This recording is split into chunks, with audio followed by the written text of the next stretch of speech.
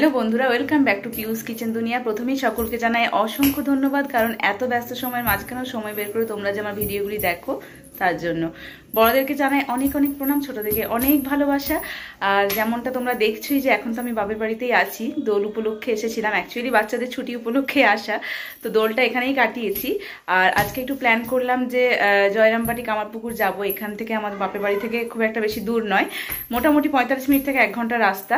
তো সচরাচর তো যাওয়া হয় না, আর মায়ের একটা পুজো দেওয়ারও ব্যাপার আছে। তারপরে ওইখানে আমার দিদি বাড়ি আছে, তো দিদির মেয়ের বিয়ের সময় আসা হয়নি তখন, তো ভাবছি যে ওদের সাথে একটু দেখা হয়ে যাবে। তো সবকিছু একসাথেই হয়ে যাবে, মানে রথ দেখার কলা বেচা সবকিছু একসাথেই হয়ে যাবে।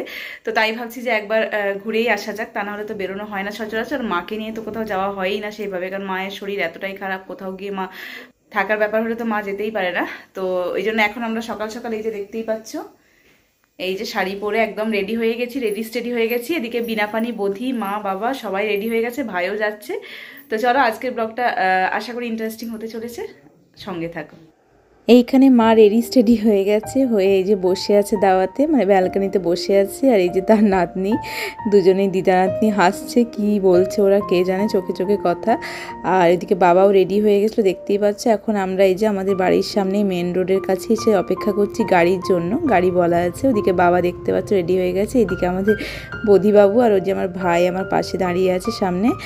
তো এই আমাদের গাড়ি এসে গেছে, এখন আমরা গাড়িতে ঝটপট করে উঠে পড়ি চলো, তারপরে আমাদের জার্নি স্টার্ট হয়ে যাবে। তো চলো দেখতে থাকো ভিডিওটা।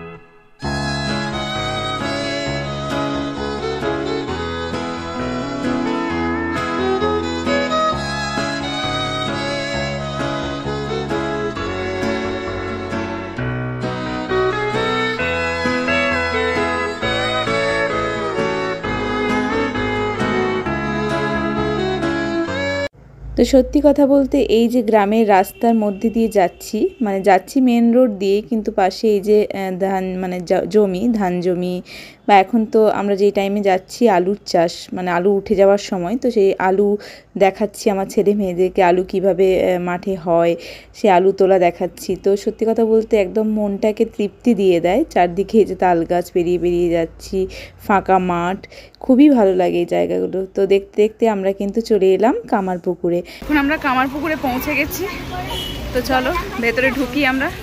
তো কামারপুকুরে পৌঁছে মোটামুটি পার্কিং জোনে গাড়িটা রাখার পরই আমরা সবাই মিলেই চলছি এখন ঠাকুরের মঠের উদ্দেশ্যে। তো পার্কিং জোন থেকে জাস্ট 2 মিনিট, মানে একদম বাউন্ডারি দেখাই যাচ্ছে, বেশিক্ষণ না, 2 মিনিট হাঁটতে হয়। আর এখানে হাঁটতে হাঁটতে এই যে আমরা এসেও গেছি, এটা হচ্ছে এক্সিট গেট, যেটা তোমাদেরকে ডান দিকে যেটা দেখাচ্ছি।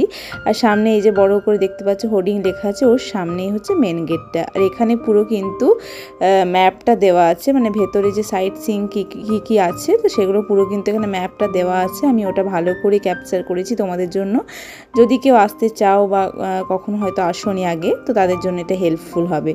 তারপরে এই যে দেখতে পাচ্ছ, এটা হচ্ছে একদম রামকৃষ্ণ মঠের মেন গেট কামারপুকুরে। তো ভেতরে তো ছবি অ্যালাউ নয়, ছবি তোলা যতটা সম্ভব আমি পেরেছি ছবি তুলেছি। যেখানে অ্যালাউ নয়, রেস্ট্রিক্টেড এরিয়া যেখানে, সেখানে আমি মেনে চলেছি যতটা সম্ভব। লুকিয়ে লুকিয়ে হয়তো ছবি একটু তোলা যেত, কিন্তু সেটা প্রয়োজন মনে করিনি। যাদের দেখার ইচ্ছা আছে তারা তো অবশ্যই এসে দেখবে, আর যারা দেখেছো আগে, তারা সেকেন্ড টাইম থার্ড টাইম আসতে চাও, তারা তো সব কিছু জানোই, তাদের কাছে নতুন করে কিছু বলার নেই। তো এই হচ্ছে একদম রামকৃষ্ণ মঠের ভেতরে সেই যে কথামৃতেও যেই শিব মন্দিরের উল্লেখ আছে, যেখানে ঠাকুর তার কম বয়সে যেখানে পুজো করতেন, যেই শিব পুজো করতেন, সেই শিব মন্দির। তো এখানে মোটামুটি আমাদের ভেতরটা ঘোরা হয়ে গেছে। ওখানে একজন স্বামীজি বক্তৃতা দিচ্ছিলেন, মানে ভাষণ দিচ্ছিলেন, ওই ঠাকুর সম্পর্কে বলছিলেন, সেই সব দেখলাম, শুনলাম। সব কিছু কমপ্লিট করে আমরা আবার পার্কিং জোনে এসে এখন বেরিয়ে যাব আমরা জয়রামবাটির উদ্দেশ্যে। যেহেতু জয়রামবাটিতে আমাদের দুপুরের খাবারটা খাওয়া হবে, মানে ওখানে কুপন নিয়ে রাখতে হবে, তো সেই জন্য কামারপুকুরে আমরা খুব বেশি টাইম স্পেন্ড করতে পারিনি। তো যাই হোক, যারা হাতে সময় নিয়ে আসবে তারা কিন্তু আগে জয়রামবাটি ঘুরেও দুপুরটা ওখানে পুরোপুরি কাটালে তারপরে কিন্তু বিকেল 4টের দিকে আবার মঠ খুলে যায়, রামকৃষ্ণ মঠটা, তখনও তোমরা লাস্টেও দর্শন করতে পারো। যেহেতু আমাদের হাতে টাইম কম ছিল আর বিকেল টাইমটা আমরা যেহেতু আর এদিক কামারপুকুরের এদিকটাতে আসবো না, একদম আমাদের প্ল্যান আছে আমার দিদির বাড়ি, পিসির বাড়ি, তারপরে এই সমস্ত কিছু প্ল্যান আছে, তো সে সোজা বাড়ি চলে যাব।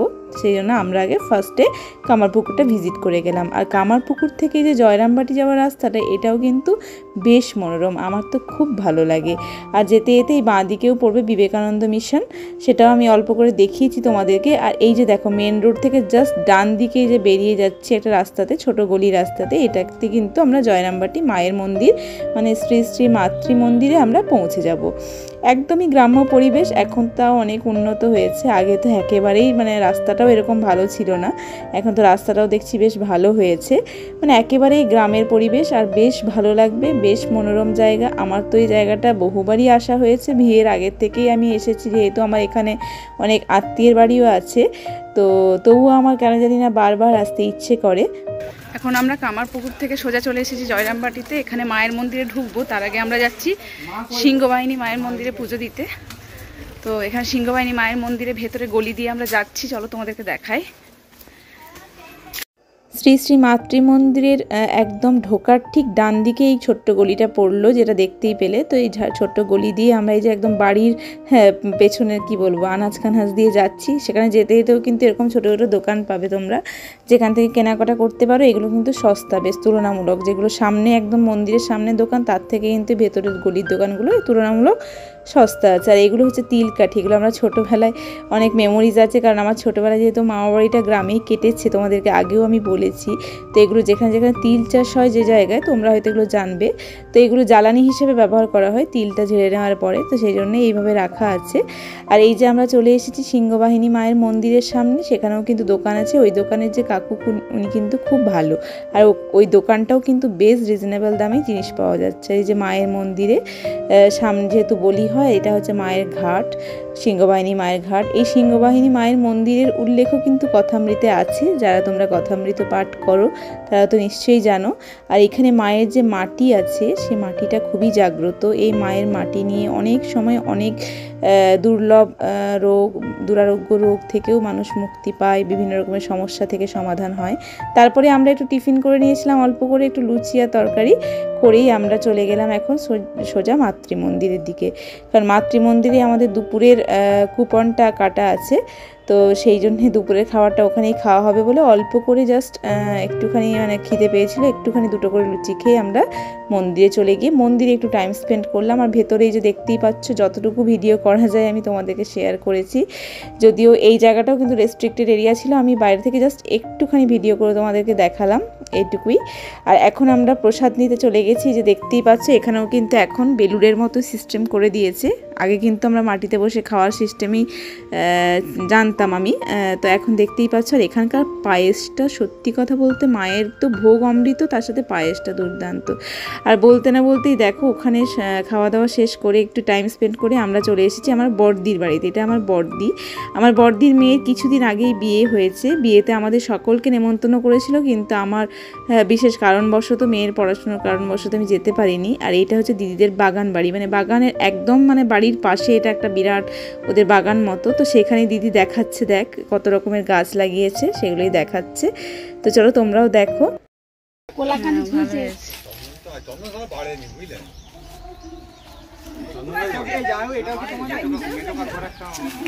কোনটা কোনটা চন্দন গাছ? ও হ্যাঁ, এই তো আমাদের ইয়েদের ঘরেও ছিল না, লাহাদের ঘরে আছে। ওরা লাইন ধরে লাগিয়েছে, দেখি একই ভাবে একটু মোটা হয়নি। বাদিকে কাঁদিটা খুব সুন্দর হয়েছে, কলা কাঁদিটা।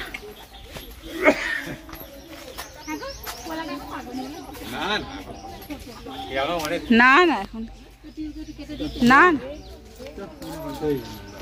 তো এই যে দিদির বাড়ি একদম ফ্রন্ট লুক একবার দেখিয়ে দিলাম। ভেতরে গিয়ে ওইখানে গিয়ে কথা বলাতেই এত ব্যস্ত হয়েছিলাম, ওখানে গিয়ে ওইভাবে তো ভিডিও করা যায় না। আর সত্যি কথা বলতে আমার দিদিরা আমাকে এইভাবে দেখে কখনো অভ্যস্তও নয়। ওখানে দিদির শাশুড়ি মা ছিল, আর দিদির শাশুড়ি মা তো আমাকে খুব ভালোবাসে ছোটোর থেকে একদম। দিদির যখন বিয়ে হয়েছিল তখন আমার বয়স কত হবে, এই 9 বছর মতো হয়তো হবে, তখন থেকেই আমাকে মাসিমা খুব ভালোবাসতো। তো ওইখানে আমরা একটুখানি জাস্ট জল মিষ্টি খেয়ে ওই গিফটটা দেওয়ার ছিল, যেটা বলতে বলতে আমি ভুলে গেলাম যে আমার ওই দিদির মেয়ের বিয়ে হয়েছিল, তো সেই গিফটটা আমি দেওয়ার ছিল, সেই গিফটটা দিতেই মেনলি গিয়েছিলাম, আর একটু দেখা করতেও গেছিলাম। তো সেই সব দেখা টাকা করে, যেহেতু সামনেই আমার পিসির বাড়ি, আর দিদির বাড়িটা দেখলে একদম মেন রোডের পাশে, আর তার থেকে একটু ভেতরের দিকে ঢুকে গ্রামের দিকে আমার পিসির বাড়ি।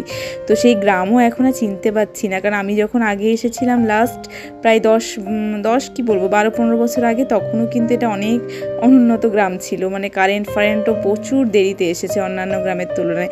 কিন্তু এখন সেই গ্রাম আমি দেখে চিনতেই পারছিলাম যে এটা পিসির বাড়ি, মানে মেন রোড থেকে তো খুবই কম লাগলো ডিস্টেন্সটা, আর অর্ধেক বাড়ি মানে প্রায় পাকার হয়ে গেছে, আর সমস্ত কিছু অনেক কিছু চেঞ্জ হয়ে গেছে। আর যেহেতু সামনেই জয়রামবাটি মন্দির, তো এখানে অনেক কিছু প্রজেক্টর কাছাকাছি কাজ হচ্ছে, তো সেই জন্য এখানটা বেশ জায়গাটা ভালোই ডেভেলপ হয়ে যাচ্ছে। আর এই যে বলতে না বলতে আমার পিসির বাড়িতে চলে এসেছি। পিসির বাড়িও এখন দেখছি প্রায় মানে কি বলবো, আগে পুরোটাই মাটির ছিল, এখন তো দেখছি যে মেঝে টেঝে অনেক সান বাঁধানো হয়ে গেছে, রং টং হয়েছে।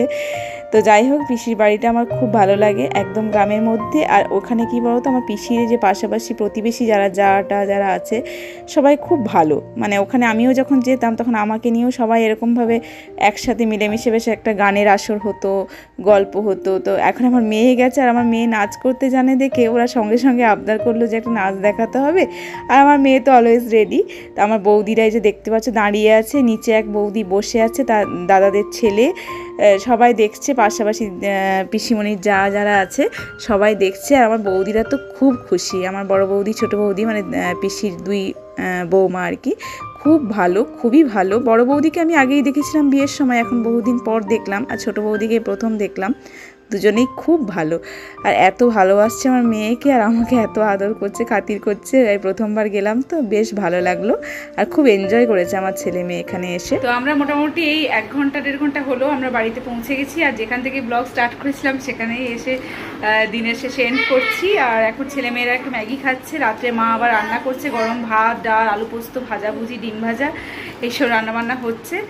তো চলো, আজকের ভিডিওটা আমি এখানেই শেষ করছি। যদি ভিডিওটি ভালো লেগে থাকে অবশ্যই লাইক, শেয়ার, সাবস্ক্রাইব করে দিও, পাশে থাকা বেল বাটনটা ক্লিক করতে ভুলো না কিন্তু। সবাই খুব ভালো থেকো, আনন্দ থেকো, সুস্থ থেকো। আজকের মতো টাটা, বাই বাই। আবার খুব তাড়াতাড়ি নতুন একটা ব্লগের সাথে তোমাদের সাথে দেখা হচ্ছে।